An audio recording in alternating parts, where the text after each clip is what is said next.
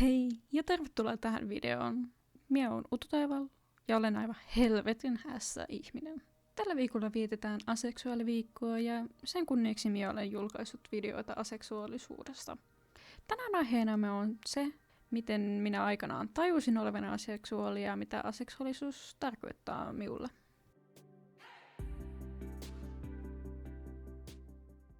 Minä tosiaankaan en ole aina tiennyt olevani aseksuaali tai edes ylipäätään tiennyt kuuluvani mihinkään seksuaalivähemmistöihin. Minä olen kasvanut Haminassa ja Miehikkälässä, jotka on ihan helvetin korpea. Ja siellä yleinen asenne on se, että on olemassa vain normaalia ihmisiä, eli siis heteroita, ja kaikki muut ihmiset heteroiden ulkopuolella ovat jotenkin outoja ja on ennenkuulumatonta esimerkiksi olla kiinnostunut samaa sukupuolta olevista ihmisistä. Pienestä pitäen mulle on tullut se paine, että kyllähän minun pitää nyt hetero olla. Ja eihän se sitten oikeasti ihan niinkään mennyt. Pienenä minä kattelin lastenohjelmia ja aika usein sieltä tuli ihastuttua jollain tavalla niihin lastenohjelmissa oleviin ihmisiin heidän sukupuolesta välittämättä.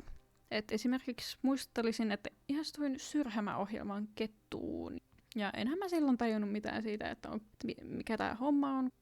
Eihän siinä sitten mitään. Yläkoulussa alkoi vähän tuntua siltä, että nyt ei ihan joku ole kondiksessa. Tuntui vähän sellaista inhottavaa fiilistä, että mä en ihan kuulu joukkoon ja oli jotenkin erilainen. Kaikki muuttui, kun mä menin lukioon. Ja lukiossa mä aloin niin tutustua muun muassa Twitterin kautta ja muun sosiaalisen median kautta maailmaan. Ja tuli todettua, että maailmassa on muitakin kuin heteroita ja cis-sukupuolisia. Ja ekaksi sitä alkoi miettiä sitä omaa sukupuoltaan, mutta siinä samalla sitten rinnalla alkoi myös miettiä sitä seksuaalisuutta. Kun mä sain kuulla niin kuin muun sukupuolisuudesta, se termi klikkasi mulle heti. Mä tiesin, että mä oon muun sukupuolinen, mutta sitten niin kuin se seksuaalisuus oli vähän niin kuin sellainen kysymysmerkki, koska mikään termi ei silleen tuntunut omalta.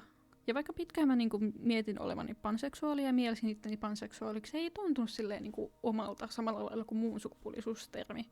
Mutta en ole osannut silleen sanottaa kokemustani paremmin, koska ei ollut niitä termejä, ei ollut niitä sanoja.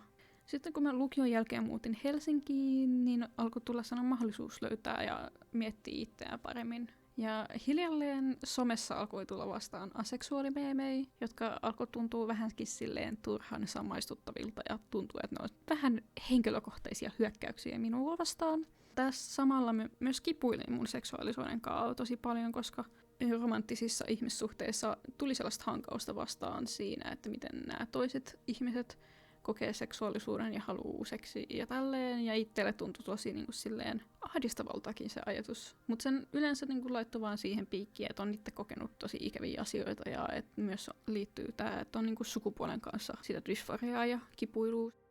Yhdessä meemissä puhuttiin siitä, että seksuaalinen vetovoima olisi sitä, että katsoo jotain kiinnostavaa ihmistä ja kokee, että haluaa harrastaa seksiä tämän ihmisen kanssa, ja mä silloin totesin, että ei se voi olla näin. Mä en koe tätä, että niinku, ei varmaan kukaan muukaan koe. Ja alkoi miettiä silleen, että mitä vittua, että onko oikeasti ihmisillä tällainen tunne, että ne katsoo jotain ihmistä, vaikka omaa kumppania, ja ne haluaa harrastaa seksiä tämän kanssa. Sitten mä aloin miettiä, että mikä tämä homma on, ja lukea aseksuaalisuudesta, ja että myös aloin miettiä, että mitä jos mä oon aseksuaali. Eräänä iltana, kun tuijottelin kattoa ja mietin asiaa, niin se vaan loksahti paikoilleen. Ja se alkoi tuntua pienen kipuilun jälkeen omalta termiltä ja niin kuin sellaiselta kodikkaalta.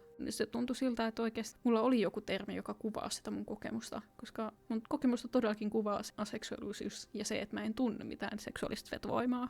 Ja siinä sitten alkoi vähän sellainen kipuilu sen suhteen, että miten sovittaa tämä uusi löydetty aseksuaalisuuden termi ja tämä kokemus ihmissuhteisiin. Ja siinä sitten niin kuin ensimmäisiä ihmisiä, joille mä kerroin aseksuaalisuudesta, niin vähän reagoi huonosti ja tuli sellainen, että onko tämä nyt tällaista, että onko mä aina vaan kokemaan tällaista paskaa ihmisiltä, jotka vaan haluaa korjata mut ja pakottaa mut seksuaalisiin tekoihin vaan sen takia, että ne haluaa seksiä ja mä en. Ja hiljalleen kun mä aloin tajuamaan sen, että mun ei ole mikään pakko olla kiinnostunut seksistä tai harrastaa seksiä, sitten myötä alkoi myös tuntua se aseksuaalisuus kodilta ja sellaiselta omalta asialta. Ja tässä niin kuin parissa vuodessa aseksuaalisuus on muuttunut sellaisesta ikävästä ja vieraasta asiasta itselleen tosi läheiseksi asiaksi. Mä oon ylpeä mun omasta aseksuaalisuudestani ja mä oon ihan helvetin ässä-ihminen ja mä rakastan sitä, että mä oon ässä ja se on niin kuin mulle tosi tärkeetä. Ja en mä osaa oikeastaan muuten kuvailla sitä, mitä ässyys merkitsee mulle kuin sitä, että mä tunnen itteni ja tiedän paremmin, kuka mä oon. Mä vaan haluaisin huutaa katolta, että mä oon aseksuaali. Mä haluan vaan kertoa koko maailmalle, koska se on vaan mulle niin tärkeä asia. Ja mä haluan, että ihmiset tietää. Se ei ole niin kuin aina ollut tosiaankaan helppo hyväksyä, koska meidän yhteiskunta on tosi allonormatiivinen ja ihmiset jatkuvasti olettaa, että kaikki kokee seksuaalista vetoamaa ja niin kuin jatkuvasti saa kuulla vähättelyä ihmisiltä. Kaikki ei myöskään niin kuin aina tiedä, mitä aseksuaalisuus on ja yleensä joutuu aina pettyä siihen, että jopa terveydenhuollon ammattilaiset väittää, että aseksuaalisuus ei ole mikään oikea seksuaalinen suuntautuminen, vaan vapaaehtoista selibaattia ja vaan joku valinta.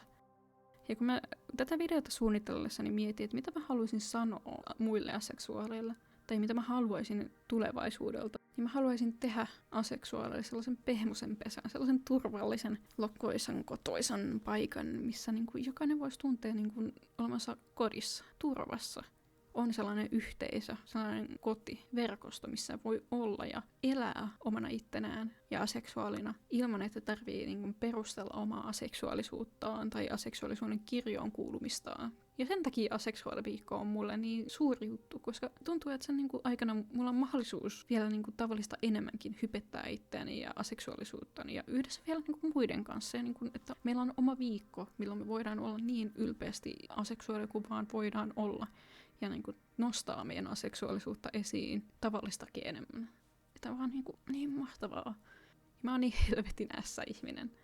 Ja mä haluaisin kiittää, että sä katsoit tämän videon. Ja mä haluaisin kiittää jokaista tätä videota katsovaa aseksuaalia siitä, että te olette olemassa. Te olette mahtavia. Te olette rakkaita mulle. Vaikka mä en tunne välttämättä teitä, niin te olette silti mulle rakkaita.